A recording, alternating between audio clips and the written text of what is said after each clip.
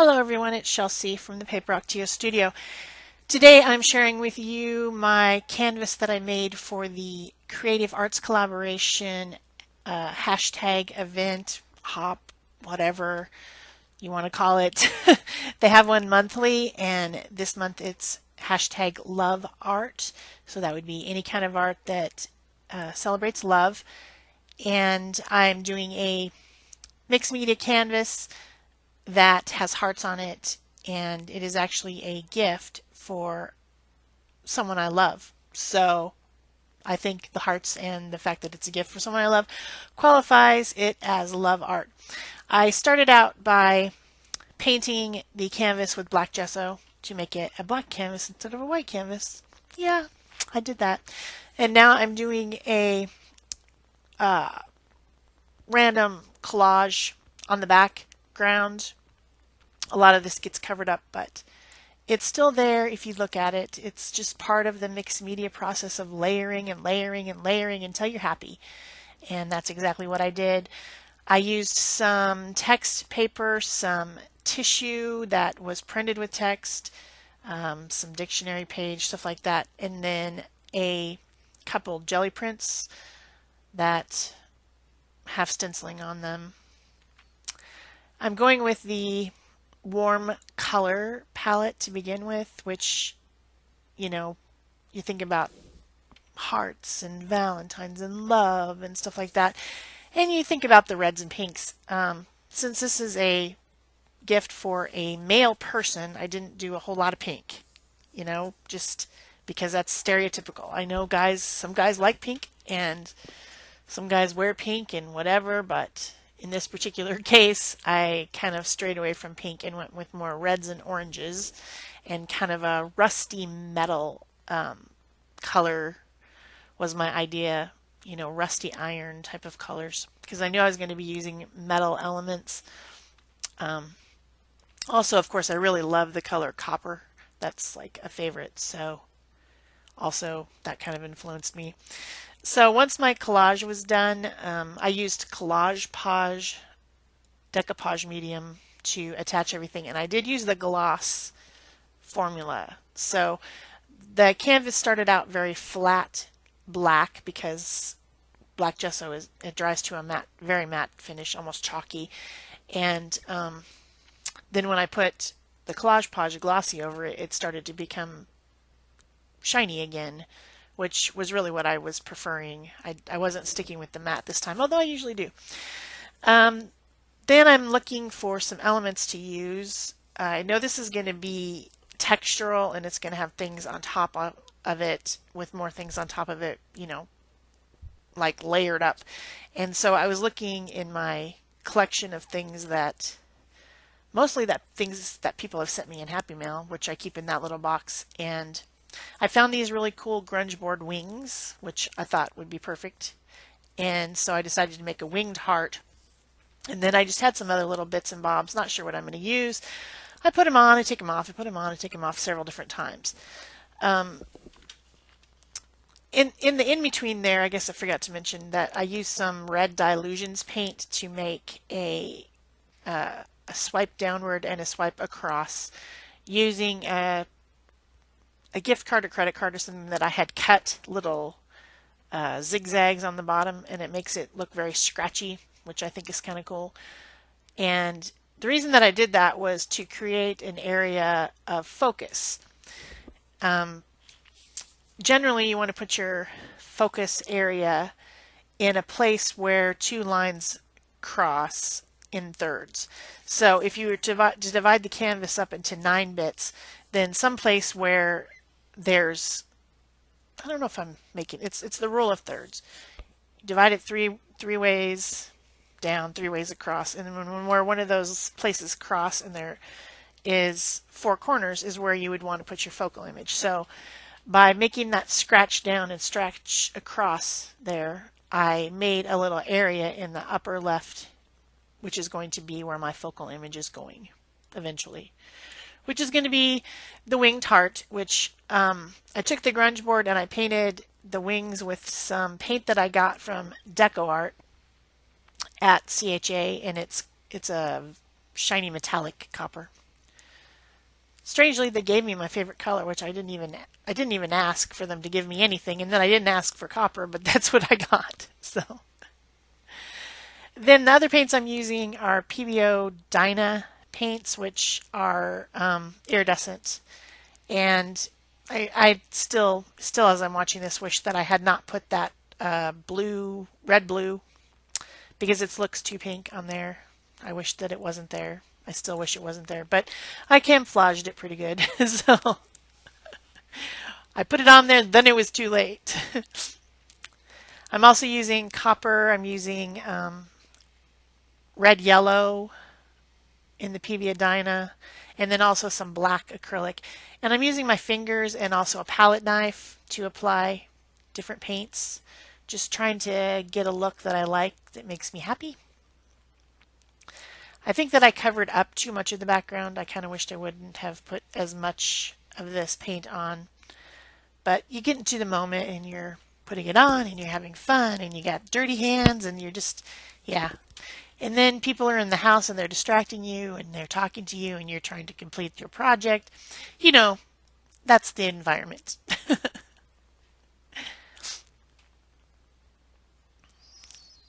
So I'm using that cardigan that has the comb look on the bottom of it, which is scratchy. I think it turns out pretty cool when you do apply paint with that. Of course, you can buy textured combs. I just made my own out of I think that's a gift card maybe, or something. Maybe a hotel card. I don't know. Anyway, you get the idea.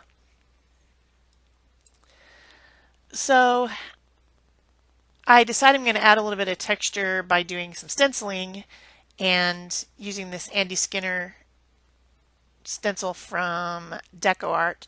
I'm just using the Roman numeral clock face area of the stencil, and I'm using light molding paste or light modeling paste. I'm not sure if it's molding or modeling now.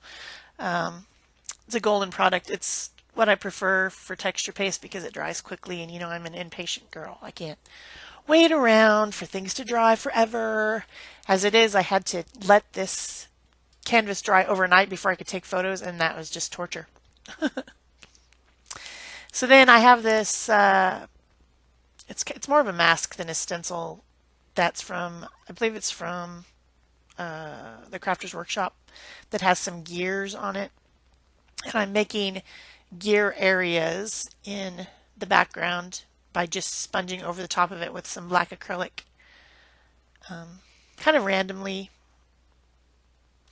And because it is a mask, that makes the background shine through, and that's how you make the gear shape. So I was doing that. Yeah, I was doing that. Still waiting for that molding paste to dry. The darn stuff.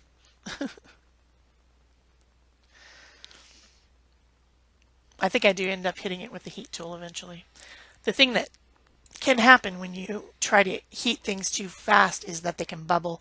But if it's a texture paste, do you really care if it bubbles? Maybe you might even want it to bubble. I don't know. Maybe you're just too darn impatient to wait.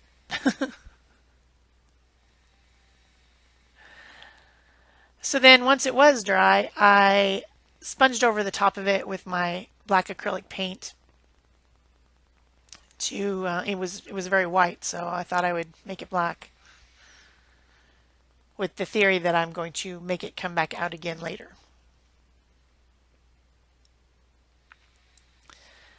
I don't know if my microphone is picking up that, I don't know, buzzing in the background. If it is, sorry. The neighbor's got some sort of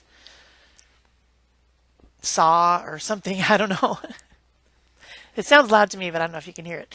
So the next thing that I did was to take some fluid acrylics. I started out with DecoArt fluid acrylic, and then I moved to golden, eventually moved to golden high flows. And I'm making some drips because I just think they look so cool. They just look cool. So I started with Cad Red and then moved to Cad Orange. And then I was still messing around, and at some point the camera turned off and I didn't notice, but I did end up adding turquoise, because it occurred to me that, so there you go, there's the turquoise. It occurred to me that a patina on the rusty iron would be kind of cool. So I added some blue-green Pebeo and some high-flow cobalt teal. All the materials that I used will be linked below the video, down there where it says see more, and then you click that open and there's stuff down in there. I'll link everything that I used, that I can remember I used anyway. The next thing I did was add a little bit of black stamping using a, what do you call that, a harlequin shape, diamond shapes with archival ink. And then throughout the process, I'm using the black archival ink to grunge up stuff, like around the edges, and, darken the edges of things to make them look more old. So I continue to use that throughout the process. And of course, archival ink is the best choice, or stays on, because I'm still messing around with this. I'm going to put more wet stuff on, and if I used a regular dye-based ink, it would run. So always go for the archival or the stays on. I just prefer the archival because I think stays on smells funny. So then I'm decorating up my heart a little bit more, adding a few more collage elements to it. I made it out of a thick piece of packaging, the cardboard on the back of packaging. I used that, and then I had put text weight paper on it, torn out from a book, and then now I'm adding a jelly print and then a little circle from something that someone sent me at some point. It's kind of got coppers and golds on it. So pretty happy with that. I decided to add some circular elements to kind of enforce the gears theme using a couple different types of trash, basically. That's the inside of a roll of paper. This one is a old wooden from thread. The thread's gone, but it still has the thing. It's kind of cool. And I think I used the bottom of my sponge dauber as well. Just make some smaller ones. This also helps bring a light element so that your eye travels from the upper left to the bottom right. I'm going to have my main focal area in the upper left and then kind of a secondary area in the lower right. So because that is visually pleasing to me, I like the way that looks. Then I'm using some Inca Gold. That's a shiny pigment inside of beeswax.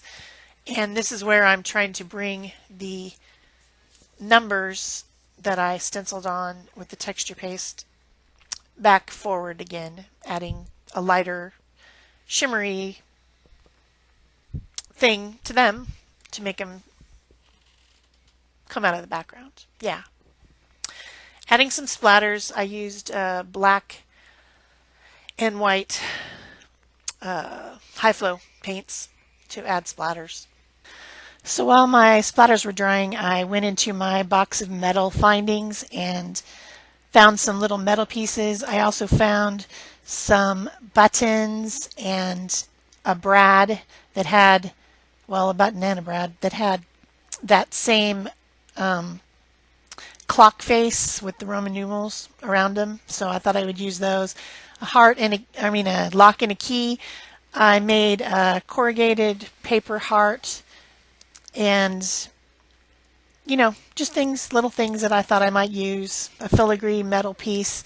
I found a metal heart that would fit right on top of my cardboard heart as well, so I thought I would use that. I'm edging the cardboard pieces using Posca pen because I didn't think that they stood out from the canvas enough. The construction outside is getting really loud, so I hope you guys can't hear that. It's driving me crazy. Wow. 7:58 in the morning and they're that loud. So I just keep auditioning this and that, putting things on, putting things off until I decide that I'm happy with, my collection of things that I'm going to put on the canvas. Then I'm going to use Prima Marketing 3D Gloss Gel to glue everything down.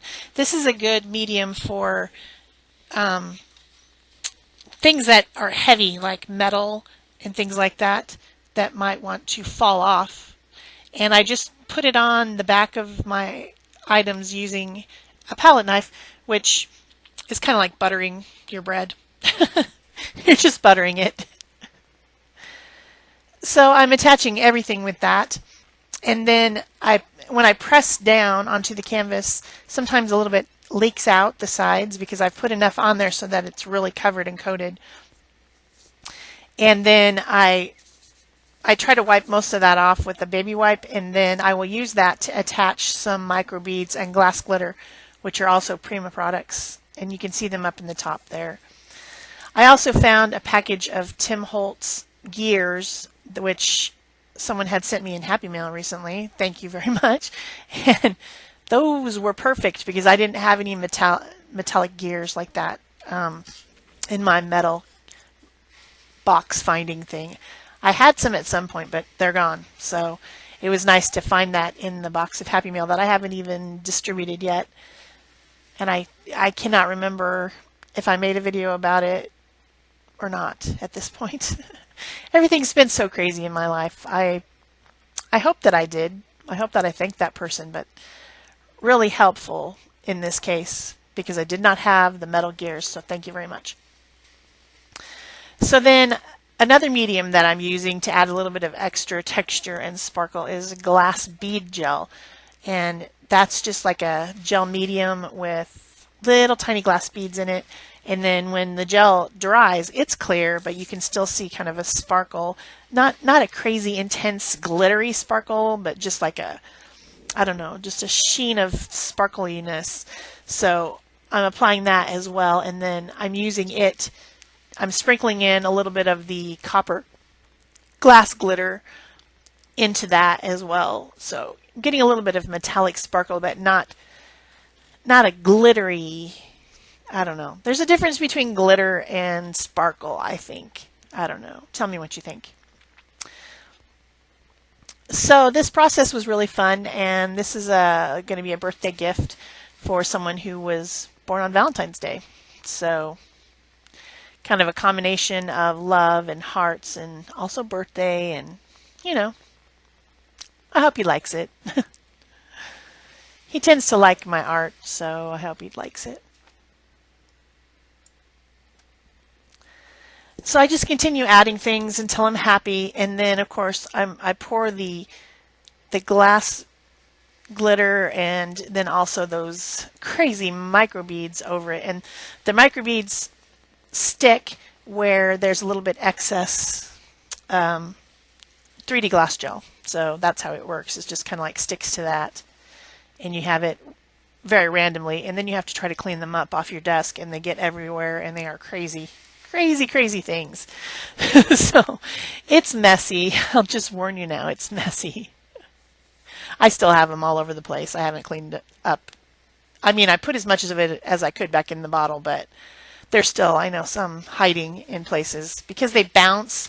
When they pour out, they bounce and they get everywhere. It's just crazy. Here we go. That's where I'm doing the glass bead gel. So be sure to search the hashtag #LoveArt so that you can see all the different things that are on YouTube about love and art combination. And thanks to the Creative Arts Collaboration for that. Also, please leave me a thumbs up or a comment so I know you were here. Subscribe if you haven't already.